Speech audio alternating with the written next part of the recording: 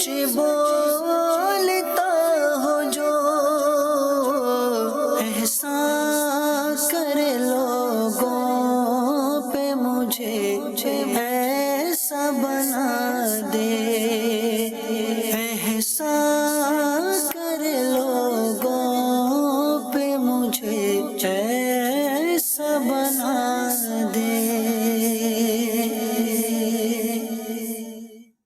الحمدللہ رب العالمین والصلاة والسلام علی سید المرسلین، اما بعد فاعوذ باللہ من الشیطان الرجیم، بسم اللہ الرحمن الرحیم۔ الصلاة والسلام علیک یا رسول اللہ، الصلاة والسلام علیک یا حبیب اللہ، الصلاة والسلام علیک یا نبی اللہ وعلی آلک واصحابک یا نور اللہ۔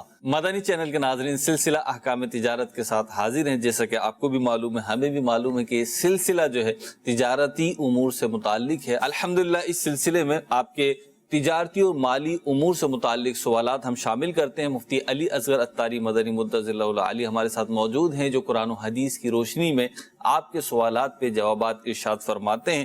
آج کے سلسلے میں خصوصیت یہ ہے کہ کچھ ہمارے پاس ویڈیو سوالات ہیں جو کہ ہم شامل سلسلہ کریں گے، کچھ آپ کے سوالات ہیں وہ بھی شامل سلسلہ کریں گے۔ پہلے بڑھتے ہیں درود پاک کی فضیلت کی طرف۔ نبی کریم رؤوف الرحیم صلی اللہ علیہ وسلم کا فرمان ذیشان ہے، تم جہاں بھی ہو مجھ پہ درود پڑھو، تمہارا درود مجھ تک پہنچتا ہے۔ صلو علی الحبیب صلی اللہ تعالی علی محمد صلی اللہ علیہ وسلم۔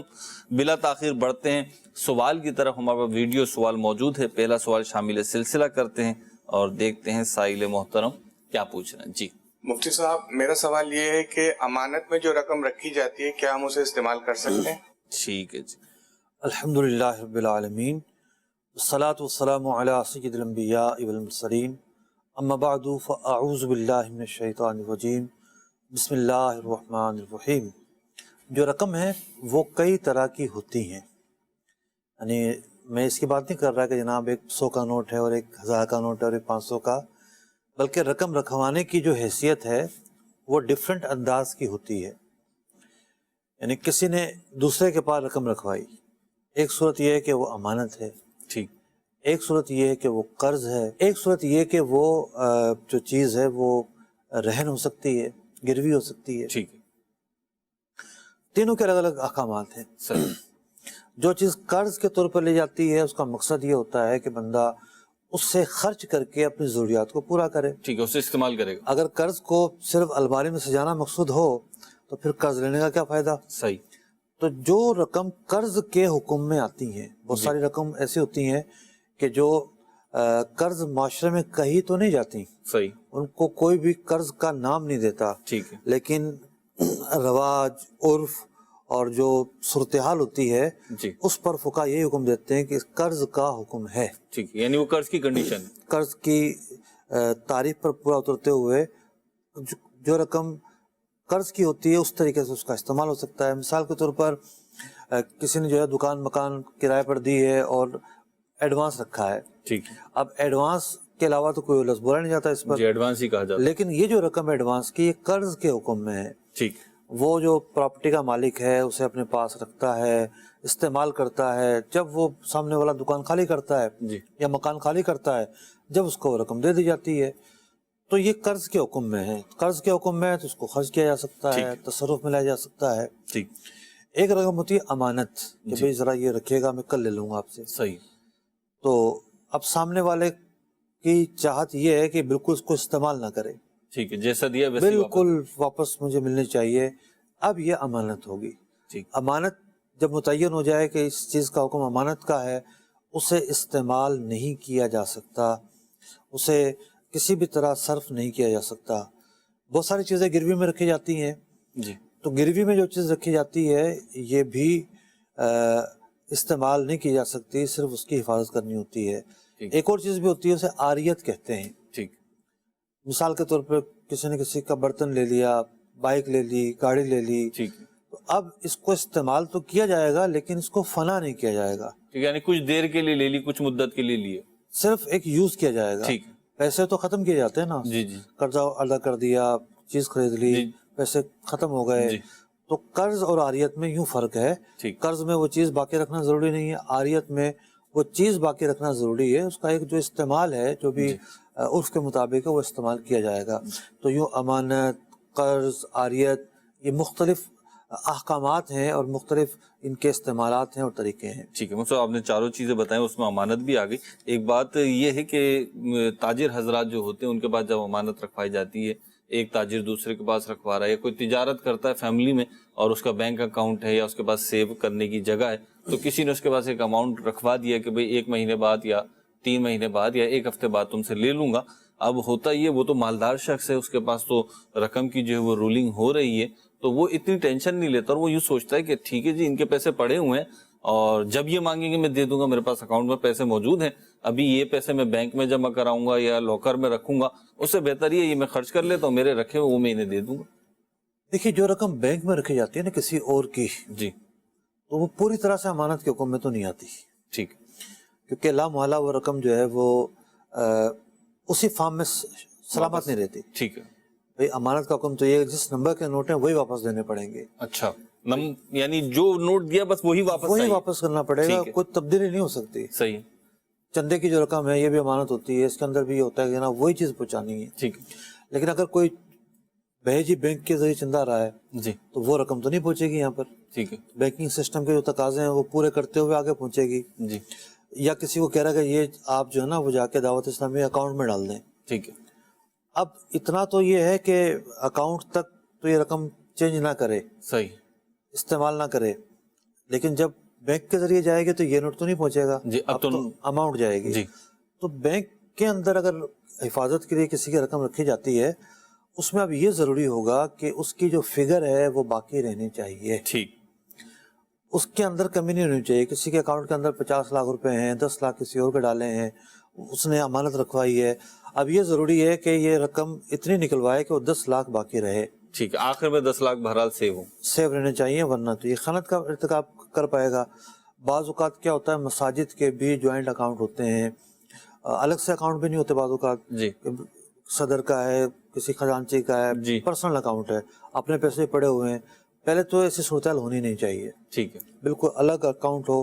پرسنل اکاؤنٹ تو ایک سے زیادہ بینکوں میں بھی کھل جاتا ہے نا، جی تو ٹھیک ہے، بعضوں کا مسجد کے نام پر نہیں کھل رہا ہوتا، پرسنل کھل جاتا ہے، ٹھیک ہے، تو بالکل الگ رکھے، اس میں اپنا کوئی تصرف نہ رکھے، غلطی نہ ہو جائے۔ صحیح، کوئی ایسا موقع ہے کہ جناب وہ رقم بھی رکھنی ہے تو اب فگر کا خیال رکھے گا ٹھیک ہے، کہ جتنی رقم کسی اور کی ہے، ادارے کی ہے، تو اس رقم کو استعمال نہیں کرے گا، اس کی جتنی رقم ہے اس فگر تک جا کے لاک لگا دے گا، پھر صحیح، اس سے زیادہ استعمال نہیں کرے گا۔ تو یہاں اور چیزیں ہوتی ہیں۔ اب پھر دوسری صورتحال ایک اور ہوتی ہے، کسی شخص نے ذاتی طور پہ رقم رکھوائی ہے جی اور وہ اجازت دے دیتا ہے، ٹھیک ہے آپ اپنی رولنگ میں لگا کے رکھو، میں جب مانگوں گا دے دینا۔ ٹھیک ہے، اچھا بعض اوقات کیا ہوتا ہے کہ سامنے والا تو ایسی کوئی اجازت نہیں دیتا، صحیح، رکھوانے والا، رکھوانے والا، رکھنے والا یہ کہتا ہے کہ میں تو مہینہ آئے گا تو واپس دے دوں گا اس کو۔ جی اول تو جب اس کی طرف سے صراحتاً یا دلالتاً اجازت نہیں ہے تو صرف نہیں کی جا سکتی، ٹھیک، اور پھر ہم یہ دیکھتے ہیں کہ لالچ میں آ کر رولنگ میں تو لگا دیتے ہیں، وقت پہ اس کو پیمنٹ نہیں دے پاتے، جی لڑائیاں ہوتی ہیں، بات خراب پھر ہوتی ہے۔ حقوق تلف ہوتے ہیں اور بہت سارے مسائل ہوتے ہیں۔ ٹھیک، تو امانت بہرحال جیسے مفتی صاحب نے فرمایا کہ جیسے رکھوائیے، جیسے آپ کے پاس آئیے ویسے ہی دینی ہوگی، اور مفتی صاحب جتنے تصرف کی اجازت دے دے گا رکھنے والا، رکھوانے والا، اتنی کی اجازت ہوگی۔ ہاں جیسے اتنے کی اجازت ہوگی، جیسے میں نے ایک بینکنگ سیکٹر کے حوالے سے ایک مثالیں دی ہیں۔ جی اگلی ویڈیو کال دیجیے ہمیں۔ مفتی صاحب میرا آپ سے ایک سوال ہے کہ شراکت داری مطلب پارٹنرشپ میں نفع و نقصان کس طرح تقسیم ہوگا؟ دیکھیں پارٹنرشپ کے دو موڈ ہوتے ہیں، ایک یہ ہوتا ہے کہ ایک کا پیسہ ہے اور ایک کی محنت ہے، جی دوسرا یہ ہوتا ہے کہ دونوں کے پیسے ہیں، ضروری نہیں کہ دونوں کے برابر پیسے ہوں، کم ریشو کے ساتھ بھی ہو سکتے ہیں، ایک نے 10,000 ملائے ہیں دوسرے نے 90,000 ملائے ہیں، پارٹنرشپ ہو سکتی ہے۔ اسی طریقے سے اب نفع کی جو تقسیم ہے یہ بھی کم زیادہ ہو سکتی ہے، اتنا ہے کہ جس کے پیسے کم ہیں اور وہ کام بھی نہیں کر رہا، اب یہ دوسرے سے زیادہ تناسب میں اور فیصد میں نفع نہیں لے گا۔ ٹھیک، تو دو باتیں سامنے آئیں کہ کیپٹل کتنا ہے، یہ دونوں آزاد ہیں مقرر کرنے میں، نفع کون کتنا لے گا دونوں آزاد ہیں، سوائے چند ایسی صورتوں کے شریعت جہاں روکتی ہے کہ جناب یہ اتنا نفع لے گا اور یہ اتنا نفع لے گا، یہ بات بھی واضح ہو گئی۔ تیسری بات یہ ہے کہ نقصان کس ریشو سے تقسیم کیا جائے گا. نقصان کے حوالے سے شراکت کے اندر ایک ہی فارمولہ ہے کہ نقصان ایز پر کیپٹل برداشت کرنا پڑے گا. جس کا جتنا کیپٹل ہوگا، اگرچہ کہ نفع کا جو ریشو ہے وہ کم زیادہ مقرر ہوا ہو، لیکن نقصان ہر صورت کے اندر ایز پر کیپٹل فیس کرنا پڑے گا. اس کے علاوہ کوئی اور فارمولہ نہیں ہے. ٹھیک، اب ایک ریکارڈڈ آڈیو سوال شامل کرتے ہیں. جی سر، میرا سوال یہ ہے کہ میں مٹھائی کا کام ہے اور کاریگروں کو اجرت دیتا ہوں. میری دیہڑی جو ان کی بندھی ہوئی ہے وہ ہے، اور ان کا ٹائم ٹیبل نہیں ہے کوئی بھی. تو کیا اس میں ٹائم ٹیبل ان کا ضروری ہوتا ہے یا نہیں؟ ٹھیک ہے جی. دیکھیں، آپ ایسا کریں کہ آپ تھوڑا سا یہ اندازہ لگائیں کہ کاریگر جو ہے وہ زیادہ سے زیادہ اتنی جلدی آ جاتے ہیں. ٹھیک ہے، مٹھائی کی دکان میں تو چھوٹے شہروں میں کاریگر 4 بجے بھی آ جاتے ہیں. ایسا ہوتا ہے، دودھ کاٹنا ہوتا ہے، وہ صبح سے آ کے لگے ہوتے ہیں. اور ان کی جو جانے کی روٹین ہے زیادہ سے زیادہ وہ اتنے بجے. ٹھیک، مثال کے طور پر صبح 4 بجے آئیں گے اور شام کو جو ہے وہ 4 بجے چلے ہی جاتے ہیں. وہ کوئی بھی نہیں رکتا. ایک اس طرح کا آپ کے سامنے چیز آئی تو آپ اسی کو وقت بنا کے پیش کر دیں کہ بھئی یہ اتنے گھنٹے آپ میں ڈیوٹی کرنی ہے. آپ کو پتہ ہے کہ اس کے بعد تو کام بھی نہیں ہوتا. ایک تو یہ ہے کہ اس سے آپ گناہ سے بچیں گے اس انداز پر کہ آپ نے معاہدہ کیا ہوا ہے کہ جناب صبح 6 بجے آنا ہے اور دوپہر کو 12 بجے چھٹی. 12 بجے کے بجائے آپ شام کو 8 بجے بھیجتے ہیں، یا دوپہر کو 2 بجے بھیجتے ہیں، یا دوپہر کو 3 بجے بھیجتے ہیں. تو اس میں آپ مجرم قرار پائیں گے کہ اس کے وقت سے زیادہ جو ہے اس کو آپ روک رہے ہیں. تیسری صورت یہ ہے کہ کوئی ٹائم تو نہیں باندھا، لیکن پتہ ہے کہ جناب دکان اتنے بجے کھلتی ہے، اتنے بجے بند ہوتی ہے، یا جو ان کا کاریگروں کا کام اتنے بجے شروع ہوتا ہے اتنے بجے ختم ہوتا ہے. اس روٹین کے مطابق وہ سال سے آ رہے ہیں.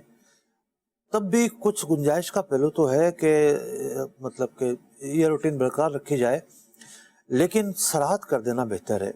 جناب یہ آپ کا ڈیوٹی ٹائم ہے، اتنے بجے آنا ہے اور اتنے بجے جانا ہے، تاکہ کسی قسم کا کوئی تنازع نہ ہو، غلط فہمی نہ ہو. کل کو وہ کلیم کرے نہیں جناب ہم سے کب بات ہوئی تھی، آپ نے ہمیں کب کہا تھا کہ اتنے بجے آنا ہے آپ کو، اتنے بجے جانا ہے. تو یوں یہ ہے کہ جو آنے جانے کے اوقات ہیں وہ متعین اور مقرر کر دینے چاہیے. دوسرا یہ کہ وہ بھی انسان ہیں، ان کی بھی ضروریات ہیں، ان کو بھی کہیں آنا جانا ہے، بیماری ہے. تو کاریگروں کے ساتھ بھی اس انداز پر چلیں کہ کچھ ان کو رخصت حاصل ہو، ریلیف ان کو حاصل ہو، چھٹی کر لیں، کتنی چھٹی کر سکتے ہیں. اسی طریقے سے اتنے زیادہ گھنٹے نہ ہوں کہ وہ کام نہ کر سکتے ہوں. جو ایک معروف گھنٹے ہوں، 8 گھنٹے ڈیوٹی کرتے ہیں یا 12 گھنٹے کرتے ہیں، اس کے مطابق جو ان سے کام لیا جائے اور اس کے مطابق ان کو سیلری دی جائے. اگر کوئی پرائیویٹ کاروبار کر رہا ہے، ایک نجی طور پہ کر رہا ہے، اور وہ اپنے ملازمین کی اس طریقے سے ٹائمنگ طے کر دیتا ہے جیسے آپ نے فرمائی کہ میکسیمم ٹائم جو ہے وہ ارلی مارننگ کا، اور پھر جو ہے نا وہ میکسیمم ٹائم جو ہے وہ آؤٹ گوئنگ کا جو ہے وہ طے کر لیتا ہے. مثال کے طور پر صبح 8 سے لے کر شام 6 بجے تک وہ طے کر لیتا ہے. اب یہ 8 سے 6 جو ہے 10 گھنٹے بنتے ہیں. تو اگر کوئی کاریگر یا کوئی ملازم جو ہے وہ دیر سے آئے، جلدی چلا جائے، کیونکہ پرائیویٹ کاروبار کر رہا ہے، تو اگر یہ رخصت دے دے اب، یا یہ اس پر راضی ہو جائے، تو اس کے لیے جائز ہوگا؟ جب خود مالک ہے تو رخصت دے سکتا ہے، جلدی بھیج سکتا ہے، جلدی چھٹی دے سکتا ہے. ٹھیک ہے، تو گنجائش موجود ہے یہاں پر. ٹھیک ہے. لیکن کمپنی کے اندر ایسا نہیں ہو سکتا. کمپنی کے اندر مالک اجازت دے گا اور لوگ نہیں دیں گے. ٹھیک. اس طریقے سے وقف کے جو ادارے ہیں جی، وہاں بھی ایسا ممکن نہیں ہے. ٹھیک ہے. ایک اور ریکارڈڈ کال شامل کرتے ہیں سلسلے میں. جی. ایک بندہ ہے، وہ ایک ہمارا شعبہ ہے فرنیچر لائن کا، تو فرنیچر میں ایک بیڈ سیٹ وہ سیل کرتا ہے مثال کے طور پر 40,000 روپے کا. لیکن ایک بندہ اس کو پیسے نقد دیتا ہے، مال بنانے سے پہلے دیتا ہے، اور وہ بنانے والا بھی کہتا ہے کہ آپ مجھے اگر پیسے ایڈوانس دے دیں تو میں یہ آپ کو پھر 3,000 روپے لیس کر کے دوں گا. تو اس طرح لینا اور دینا یہ کس چیز میں آئے گا، اس کے بارے میں تھوڑی سی رہنمائی فرما دیں. ٹھیک ہے جی. دیکھیں، معاہدے کے مختلف انداز ہوتے ہیں اور تجارت کے بھی مختلف انداز ہوتے ہیں. آپ کا جو کام ہے وہ ہے میکنگ کا کام. میکنگ کے کام کے اندر پہلے پیسے دینا جائز ہے. اور جب آپ کی بارگیننگ ہو رہی ہے، سودا طے ہو رہا ہے، اور آپ دیکھتے ہیں کہ یہ پیسے پہلے دے گا یا اتنے زیادہ پیسے پہلے دے گا، تو ہر آدمی تو پہلے پیسے نہیں دیتا، زیادہ تر لوگ آدھے پیسے دے دیتے ہیں. تو جو بھی آپ کا طے ہو اور آپ دیکھیں گے جناب یہ اتنے پیسے پہلے دے رہا ہے اور میرے لیے فائدہ مند ہے، آپ آفر کریں بارگیننگ کے وقت ہی کہ ٹھیک ہے پھر میں آپ کو اتنے پیسے چھوڑ دوں گا. تو یہ بارگیننگ ہے. بارگیننگ کرتے وقت آپ جو چیز کی قیمت ہے اس پر وہ کر رہے ہیں, نیگوسیشن کر رہے ہیں کہ جناب یہ اتنے کی ہوگی اور اتنے کی نہیں ہوگی. یہ جائز ہے بالکل. اور جیسا کہ میں عرض کر چکا کہ اس میں میکنگ کا معاملہ پایا جاتا ہے, چیز بنا کر دینی ہے تو پہلے سے ایڈوانس پیسے لیے جا سکتے ہیں. عام خرید و فروخت میں ایسا نہیں ہوتا.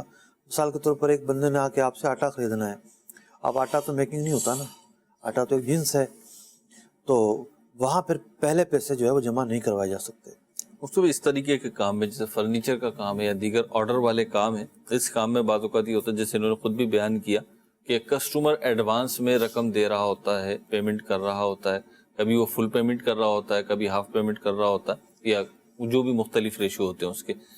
اب یہ جو مڈل مین ہے اگر یہ خود اپنے ہاتھ سے کام نہیں کرے گا, خود چیز پروڈکٹ بنائے گا نہیں, کسی اور سے بنوائے گا, یہ اس سے کسٹمر سے رقم لے لیتا ہے اور جو آگے آرڈر کرتا ہے اس کو پیمنٹ نہیں کرتا کہ بھئی جب آرڈر بنا کے دو گے پھر پیمنٹ کروں گا. اب یہ اس پیمنٹ کو یوز کرتا ہے تو کیا یہ مڈل مین کا اس پیمنٹ کو یوز کرنا درست ہوگا؟ دیکھیے حلال و حرام کی بنیاد ہے شریعت مطہرہ کے اصول و ضوابط. ٹھیک, اس کی روشنی میں ہم طے کرتے ہیں کہ اس پیمنٹ کی کیا حیثیت ہے. اسی پروگرام کے اندر ہم نے جو پہلے سوال پر گفتگو کی ہے جی, کہ ایک شخص نے دوسرے کو چیز دی, یہ عاریت بھی ہو سکتی ہے, یہ امانت بھی ہو سکتی ہے, یہ گروی بھی ہو سکتی ہے, یہ قرض بھی ہو سکتی ہے, بہت سارے اس کے جو ہے نا شیپ ممکن ہے. جی, تو بعض اوقات یہ ہے کہ قرض اور عاریت شاید جمع نہ ہو, تو کہنے کا مقصد یہ ہے کہ مختلف احکامات ہیں. جی, بے استثناء کے اندر میکنگ کا عمل یہاں پایا جا رہا ہے, جی, وہاں جب سامنے والا فریق جس نے چیز بنا کر دینی ہے, بیچنی ہے اتنی چیز, اس کے پاس جب رقم جاتی ہے ایڈوانس میں تو وہ اس کا مالک بن جاتا ہے. صحیح, اس کے پاس جو رقم ہے وہ قرض نہیں ہوتی, عاریت نہیں ہوتی, امانت نہیں ہوتی, ٹھیک, وہ مالک بنتا ہے. صحیح, مالک بنتا ہے تو جو چاہے اس کا کر سکتا ہے. ٹھیک. آئیے ناظرین چلتے ہیں ایک ویڈیو سوال کی طرف اور دیکھتے ہیں کہ کیا سوال کیا جا رہا ہے. مفتی صاحب میرا یہ سوال ہے, کاروبار میں ایک کی رقم دوسرے کی محنت ہو تو منافع کس طرح تقسیم ہوگا؟ کاروبار کے اندر جب ایک کی محنت ہے اور ایک کی انویسٹمنٹ ہے, اس کو کہتے ہیں مداربت. تو مداربت کے اندر بھی فریقین اس معاملے میں آزاد ہوتے ہیں کہ وہ جس ریشو سے چاہیں نفع مقرر کریں. مثال کے طور پر انویسٹر کہے میں 90% لوں گا اور ورکر کو صرف جو ہے 10% دیے جائیں گے, تب بھی ٹھیک ہے. ورکر کہے کہ میں 90% لوں گا اور انویسٹر کو 10% دیے جائیں گے, تب بھی ٹھیک ہے. تو ان کے درمیان جو بھی فارمولہ طے ہو ریشو کے تعلق سے, اس کو نفع کا فارمولہ بنایا جا سکتا ہے. اس میں کوئی شریعت کی طرف سے لازم و ملزوم چیزیں نہیں ہیں کہ یہ ریشو رکھنا ہے اور یہ ریشو نہیں رکھنا ہے. البتہ اور ضروری تقاضے ہیں کہ مداربت کے اندر جو دونوں فریق ہیں ان کی باؤنڈریز کیا ہیں اور حدود کیا ہیں, کون کہاں تک رہے گا, کس طریقے کی پابندیوں کا وہ خیال رکھے گا. مداربت کی اگر آپ تفصیل جاننا چاہتے ہیں تو فرض علوم کورس دارالفتہ علیہ سنت کی اپلیکیشن پر موجود ہے, دارالفتہ علیہ سنت کی ویب سائٹ پر موجود ہے. اس میں ایک پورا لیکچر ہے, میرا ہی لیکچر ہے وہ, کہ مداربت کیا ہوتی ہے, اس کے بیسک رولز کیا ہیں اور انویسٹمنٹ کس طرح کرنی چاہیے, جو ورکنگ پارٹنر ہے اس کو کن چیزوں کا خیال رکھنا چاہیے. تو مزید تفصیل آپ وہاں سے جان سکتے ہیں. اگلی کال شامل سلسلہ کرتے ہیں. جی, آڈیو کال دیجیے. سر ہمارا سوال ہے کہ ہم سبز منڈی سے سامان لے کر آتے ہیں, فروٹ وغیرہ اس کے اوپر VIP اور اچھا لگا ہوتا ہے, اس کے نیچے ہلکا لگا ہوتا ہے. تو ہم ویسے ہی اپنی دکان پر لا کر اس کو اچھا والا کسٹمر کی سائڈ پہ لگاتے ہیں اور ہلکا اپنے ہاتھ کی سائڈ پر. اور کئی کسٹمر پھر آ کر کہتے ہیں کہ یہ آپ گناہ کر رہے ہیں, یہ غلط ہے. تو اس کے ذرا تھوڑی سی وضاحت کر دیا. دیکھیے اگر تو فروٹ نظر آ رہا ہے کسٹمر کو, دیکھ خراب چیز تو کوئی بھی فرنٹ پر نہیں رکھتا. ہوتا یہ ہے کہ فرنٹ پر ٹھیک ہے اچھی چیز رکھی ہے, تھال وہ کسٹمر کی نظر میں ہوتا ہے پورا کا پورا. ٹھیک, عام جو ٹھیلے لگے ہوتے ہیں, دکانیں ہوتی ہیں, جی, ایسا نہیں ہوتا کہ اتنا اونچا تھال ہے کسٹمر کو نظر ہی نہیں آ رہا ہو. جی, کسٹمر کو نظر آ رہا ہو ٹھیک کہ ہے, بھئی اس کے اندر اس طرح کا مال بھی ہے, اس طرح کا مال بھی ہے. ٹھیک ہے. اور جب بھی عام پرائز پر سودا ہوتا ہے تو پتہ ہے کہ مکس مال دیا جاتا ہے. جی, تو کسٹمر کو معلوم ہے کہ مکس مال دیا جائے گا اور وہ مال خریدنے پر راضی ہے, تو یہ عمل ٹھیک ہے, صحیح, اس کو دھوکہ نہیں کہیں گے. لیکن اگر ایسا ہے کہ اس انداز میں جو ہے نا وہ سیٹنگ کی ہوئی ہے کہ ردی مال جو ہے بالکل ہی نظر نہیں آتا. ٹھیک ہے، پوشید چھپایا ہوا ہے. اچھا، بعض چیزوں کے اندر کیا ہوتا ہے کہ ردی مال پہچاننا ہی ممکن نہیں ہوتا. مثال کے طور پر جو ہے وہ اناج ہے جی اور اس میں پانی ڈال دیا جناب، ٹھیک ہے. بعض چیزوں میں پانی ڈال کے وہ بھاری ہو جاتے ہیں یا اور ایسی چیزیں ہیں، جی اس کو اس کا عیب جو ہے وہ نظر ہی نہیں آئے گا. اب دھوکہ کہلائے گا، اب ضرر کہلائے گا. بعض اوقات کیا ہوتا ہے کہ دکاندار کہتا ہے آپ چھانٹی کر لو لیکن ریٹ میرے ہوں گے. اب جی ریٹ کچھ بڑھا دیتا ریٹ پہ بڑھا دیتا ہے. جی. تو یہ ڈفرینٹ انداز کے سودے ہوتے ہیں. بعض صورتوں میں دونوں کمپرومائز کرتے ہیں جی اور بعض صورتوں کے اندر دکاندار دھوکہ دیتا ہے. بعض صورتوں کے اندر کسٹمر جو ہے وہ دکاندار کو نہیں دیکھ رہا ہوتا کہ یہ جو روٹین ہے یہ تو اس کی ایک عام روٹین ہے. جی مال اس نے رکھا ہوا ہے، میرے سامنے ہے، ردی اچھا جید سب میں دیکھ سکتا ہوں. ٹھیک. تو ایسی صورتحال میں اس کو یہ بلیم کرنا کہ تمہارا یہ عمل غلط ہی غلط ہے، یہ ٹھیک نہیں ہے. مکس مال ہوتا ہے. تو ٹھیک ہے، مکس ہوتا ہے اور دکھ بھی رہا ہوتا ہے، بک بھی رہا ہوتا ہے، یہ درست. ٹھیک ہے، ایک اور ویڈیو سوال شامل کرتے ہیں اس سلسلے میں. جی مفتی صاحب سے میرا سوال ہے، سود میں جو پھنس گیا ہے اب اس سے چھٹکارے کی صورت کیسے بنائیں؟ ٹھیک ہے جی. دیکھیے، سود سے چھٹکارے کی صورتیں تو بہت ساری ہیں. اب یہ واضح نہیں کیا آپ نے کہ کسی آدمی نے سود جو ہے وہ دیا ہے یا لیا ہے. اگر سود دیا ہے تو اس کا مطلب یہ ہے کہ قرضہ لیا ہوا ہے، جلدی سے وہ قرضہ ادا کیا جائے اور پھر جو سود دینے کا سلسلہ ہے وہ بند ہو. اگر کسی نے جو ہے دوسروں کو دیا ہوا ہے اور وہ فوری ادا نہیں کر رہے تو سود کا سلسلہ منقطع کر دے کہ بھئی سود اب بند، بس میرے پیسے جلدی سے ادا کرو. یہ اس غلطی پر جو ازالہ ہے اس کی یہ پہلی سیڑھی ہوگی. بعض لوگ اداروں کے ساتھ انوالو ہوتے ہیں، وہ اپنے معاہدے کے مطابق چلتے ہیں اور ان کے پاس اگر پیسے ہوں بھی تب بھی وہ نہیں لیتے. تو اب جو ہے بڑی الگ صورتحال بنتی ہے، کوئی ایک لگا بندہ جواب نہیں ہے. ٹھیک ہے. چھٹکارے کی جتنی جلدی صورت ممکن ہو وہ اختیار کی جائے. توبہ کا یہی پہلا دروازہ ہے یا پہلا اسٹیپ ہے کہ بندہ سب سے پہلے گناہ ترک کرے. ٹھیک. اگر گناہ کے فوری ترک کرنے میں کوئی عارضہ لاحق ہے تو ٹھیک ہے، اس کو جاری رکھا جائے گا، لیکن ندامت اور آئندہ نہ کرنے کا عزم، یہ جو بقیہ تقاضے ہیں یہ پورے کیے جائیں گے. ٹھیک. مفتی صاحب نے ایک پریزنٹیشن پیش کی تھی تاجر اجتماع میں جس کا عنوان تھا سود کیا ہے. تو سود سے چھٹکارا پانے کے لیے یہ بھی جاننا ہوگا کہ سود ہے کیا کیا، کہاں کہاں سود پایا جاتا ہے. اور اس کے اندر ہماری جو ہے ایک آخر میں تھا اس پریزنٹیشن کا خلاصہ. جی. اور خلاصے کے اندر تھی ایک صورت خلاصے کی. جی خلاصے کی کہ سود سے خلاصے کس طرح حاصل کرنی ہے. جی. تو وہ پریزنٹیشن یعنی وہ بیان کی صورت میں ایس ایم ڈی پہ مفتی صاحب نے تاج اجتماع میں بیان کیا تھا. وہ بھی مفتی صاحب کے یوٹیوب چینل پہ، مفتی علی اصغر عطاری کے نام سے یوٹیوب چینل ہے، اس پر 2 حصوں میں موجود ہے. اور اس کے علاوہ اس کی کتابچہ بھی تھا، پی ڈی ایف ورژن میں بھی تھا اور ہارڈ کاپی بھی اس کی بنائی تھی. دعوت اسلامی کی ویب سائٹ سے اور دعوت اسلامی کی اسلامک ای بک اپلیکیشن جو ہے وہاں سے آپ یہ کتابچہ یہ پی ڈی ایف فارمیٹ پہ ڈاؤن لوڈ کر سکتے ہیں، پڑھ بھی سکتے ہیں. اللہ ہمیں توفیق عطا فرمائے. ایک اور کال سلسلے میں شامل کرتے ہیں. جی سوال یہ ہے کہ اب چھوٹے بھائی نے کاروبار کام کیا ہے، صرف پیسے لے کے سامنے والی پارٹی کو دیے ہیں، تو انہوں نے کہا ہے کہ جو بھی منافع ہوگا اس میں آپ حصے دار ہوگے اور جو نقصان ہوگا اس کے آپ حصے دار نہیں ہوگے، تو آپ کو وہ پیمنٹ آپ کو واپسی مل جائے گی. یہ جائز ہے یا ناجائز ہے؟ ٹھیک ہے جی. دیکھیے، یہ طریقہ کار تو درست نہیں ہے. جو کاروبار ہوتا ہے وہ پروفٹ اینڈ لاس کی بنیاد پر ہوتا ہے، نقصان کو فیس کرنا ہوتا ہے. ہاں، یہ دیکھا جائے گا کہ سامنے والا جو ہے اس کی اپنی پیمنٹ شامل ہے یا نہیں ہے. سامنے والے کی اپنی پیمنٹ شامل ہے تو لامحالہ نقصان دونوں کو برداشت کرنا پڑے گا. سامنے والے کی اپنی پیمنٹ شامل نہیں ہے، وہ صرف ورکنگ پارٹنر ہے، تو پھر بعض صورتوں میں ایسا ہوتا ہے کہ نقصان سارا کا سارا اس کے اوپر نہیں آتا، بلکہ بعض صورتوں میں تو کچھ بھی نقصان اس کے اوپر نہیں آتا اور اس کے پھر ڈیفرنٹ احکامات ہوتے ہیں. دیکھنا یہ ہے کہ طریقہ کار کیا ہے، دونوں کی پارٹنرشپ ہے، یعنی دونوں کے پیسے ہیں یا ایک کے پیسے ہیں اور ایک کی ورکنگ ہے، اس کے مطابق ہی آپ مزید جو ہے وہ تفصیل بتا کر یہ سوال پوچھیے. سب ایک کنڈیشن ہوتی ہے انویسٹمنٹ کے حوالے سے، بالخصوص جو لوگ چھوٹی چھوٹی انویسٹمنٹ کر رہے ہوتے ہیں اور وہ کل متا گویا کہ کہیں انویسٹ کر رہے ہوتے ہیں کہ بھئی ہم نقصان برداشت نہیں کریں گے، اور نقصان برداشت نہیں کریں گے، اور ان کو مارکیٹ میں پتہ ہوتا ہے کہ اس نے انویسٹمنٹ کی تھی پیسے ڈوب گیا، اس نے انویسٹمنٹ کی تھی رقم ڈوب گئی، اس نے انویسٹمنٹ کی تھی مال ڈوب گیا، سب ختم ہو گیا، تو وہ اس چیز سے بچنے کے لیے یہ گویا کہ ہیلا اپنے طور پہ کر رہے ہوتے ہیں کہ جی مجھے صاحب بتا رہے تھے کہ اسلامی بینکنگ کے سیکٹر پہ ایک بڑا سیمینار ہو رہا تھا، تو ایک بہت بڑے ادارے کے کسی بڑے افسر نے ایک بات کہی کہ آخر کیا وجہ ہے کہ آپ پروفٹ اینڈ لاس کی بنیاد پر کام کرتے ہیں لیکن نقصان کبھی کسی کو نہیں ہوا، ٹھیک ہے، کسٹمر کے کھاتے میں کبھی نقصان شو نہیں ہوا۔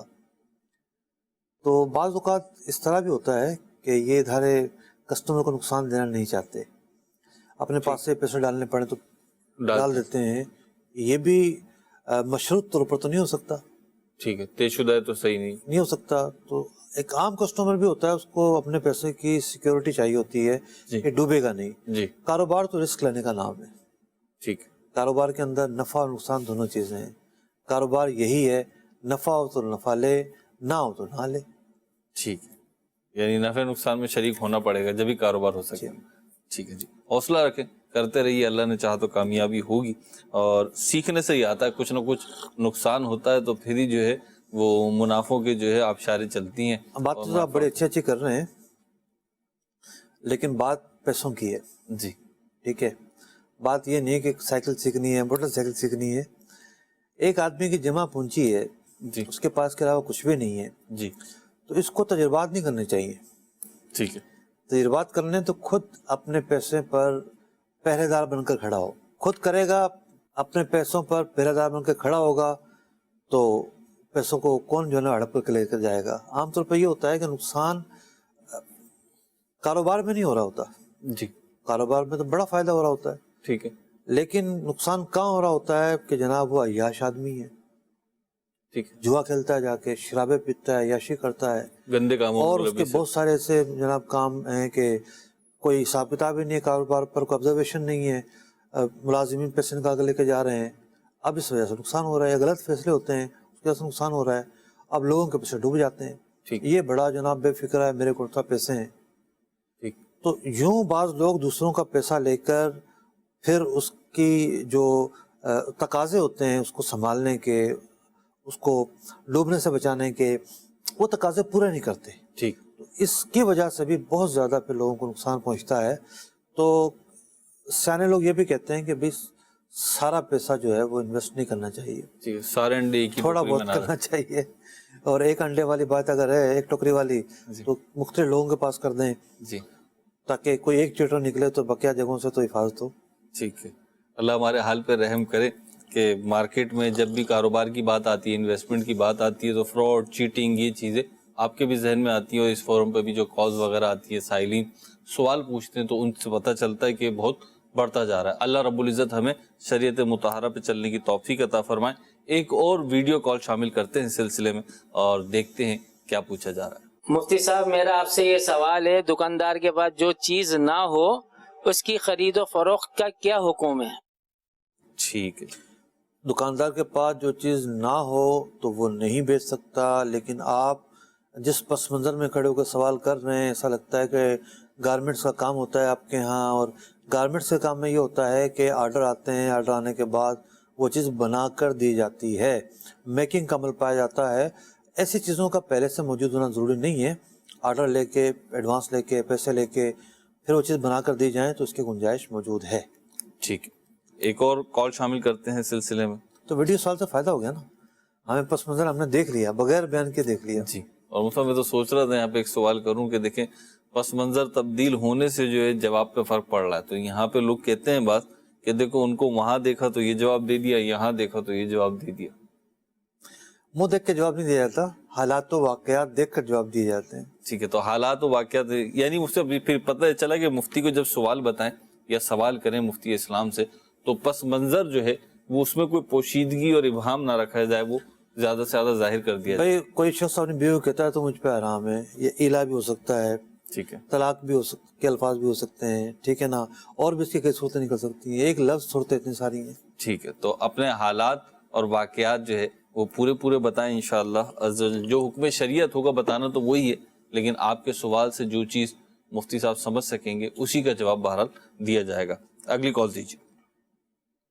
یہ سوال یہ ہے کہ بعض اوقات ہوتے ہیں بروکر ہیں وہ زمینوں کے لین دین کرواتے ہیں، اس میں ان کو پرسنٹیج ملتی ہے، بعض جگہ پہ 2%، بعض جگہ پہ 5% رائج ہے. تو ایک وہ درمیان میں ایک اور آدمی آ جاتا ہے، وہ کہتا ہے کہ میں آپ کو اگر وہ پارٹی دے دوں، گاہک دے دوں، تو وہ اسی بروکر سے کہتا ہے کہ آپ مجھے کیا پرسنٹ دیں گے. یعنی مثال کے طور پر اگر وہ 2% لے رہا ہے تو کیا مجھے 1 یا 10% دے دیں گے ساتھ. تو وہ حامی بار دیتا ہے کہ ٹھیک ہے آپ مجھے پارٹی دے دیں، تو انویسٹر دے دیں، تو آپ انویسٹر دیں گے تو چلیں ہم آپ کو اتنے % دے دیں گے یا اتنا کمیشن دے دیں گے ساتھ.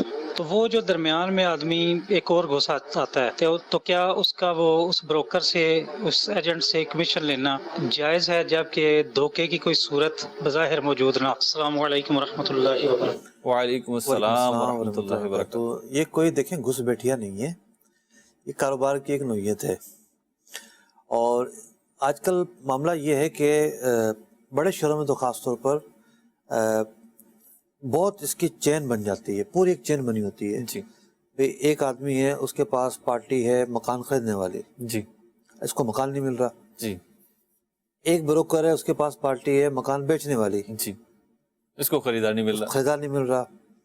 اب یہ دونوں افراد جو ہیں، بروکر جو ہیں، اگر نہیں ان کے پیچھے پارٹیاں ہیں، ٹھیک ہے، بروکر چینج کر لیں تو کام ہو جائے نا ان کا؟ نہیں ہوگا. ہو جائے گا. جی، نہیں تو پارٹیاں چینج ہو گئی تو پھر وہ یہ پارٹیاں بروکر چینج کر لیں، یہ اس بروکر کے پاس چلا جائے، وہ اس بروکر کے پاس چلا جائے، کام ہو جائے گا نا. جی. لیکن اعلان تھوڑی ہوا ہے کہ اس بروکر کے پاس کیا ہے، بیچنے کے لیے آیا ہوا، بروکر کے پاس خریدنے کے لیے آیا ہوا ہے. تو اب یہ بروکر ٹو بروکر اب ایک کام ہوتا ہے، کوآرڈینیشن ہوتی ہے، اور ان کا یہ معاہدہ ہوتا ہے کہ ٹھیک ہے ہم نے پارٹی لی ہوئی ہے، اب اس پارٹی کے ساتھ ہم آپ کو بھی شامل کر رہے ہیں. صحیح.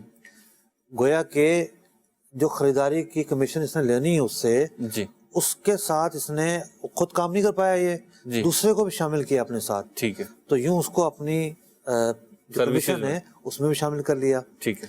اس سے بیچنے والا اگر کوئی ہے، وہ اس کو نہیں مکان مل رہا اور کسی اور کے پاس مکان ہو، کہتا تم میرے ساتھ شامل ہو جاؤ، تو گویا کہ وہ دو افراد ایک ڈیل میں پارٹنر بن جاتے ہیں. ٹھیک ہے. اور پارٹنر بن کر وہ یہ کام کرتے ہیں، تو یہ کام درست ہے.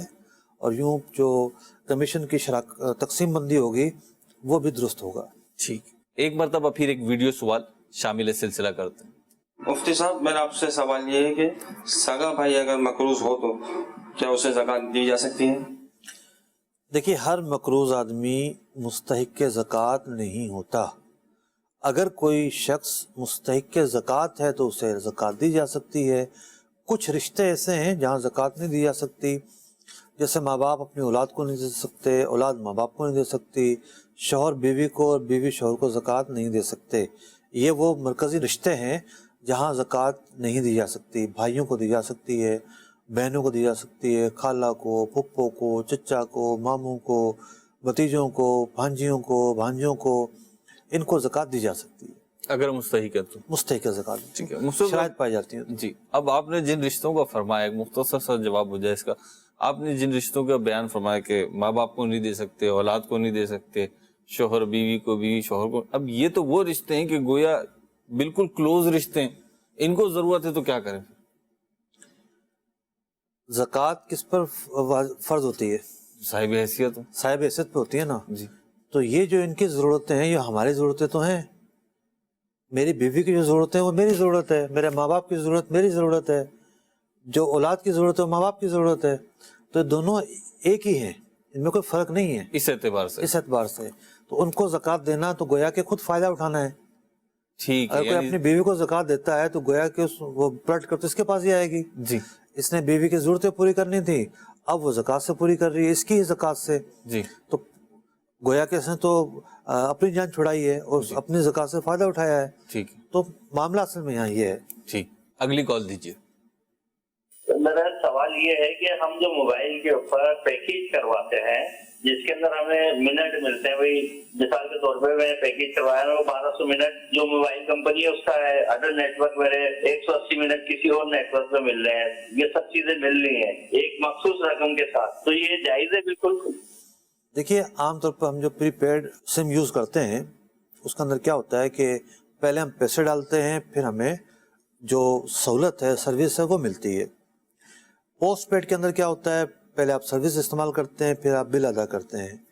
तो दोनों इस मामलात के अंदर आप जो भी पैकेज खरीदेंगे कंपनी की तरफ से एक सर्विस होती है। आपने पैसों के बदले वो सर्विस खरीदी है। जाहिर बात है आप बस में बैठेंगे तो ट्रेवलिंग की सर्विस आपने ली है, कश्ती में बैठेंगे तो पानी पे चलने की सर्विस आपने ली है, बात करेंगे तो मोबाइल कंपनी ने ये टॉकिंग की और मैसेजेस की जो सहूलत है ये आपको दी है। तो इस सर्विस के पैसे लेती है। अब वो सर्विस जब बताकर पैसे ले रही है कि जनाब इस इतने मिनट आप इस्तेमाल कर सकते हैं, इतनी देर इस्तेमाल कर सकते हैं, इतने मैसेज इस्तेमाल कर सकते हैं, तो इस सर्विस देने के जो तकाजे हैं कमा हक वो पूरे हो रहे हैं। मैं नहीं समझता कि इस पर कुछ सवाल मज़ीद बनता हो। तो उम्मीद है कि जो आपके जहन में चीज़ आई वो उसके हवाले से जवाब आपको मिल गया होगा। ठीक है नाज़रीन, एक और वीडियो सवाल शामिल सिलसिला करते हैं और देखते हैं कि क्या सवाल किया जा रहा है।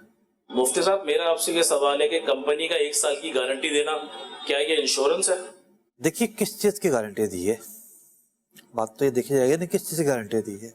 अगर कोई इलेक्ट्रॉनिक्स आइटम है, मोबाइल है, इस्त्री है, फ्रिज है कि भाई अगर ख़राब हो गया तो ले आइएगा हम बना कर देंगे, ये एक मारूफ शर्त है जिसको कबूल किया गया है, उसका उर्फ है, तो इसमें तो कोई हर्ज नहीं है।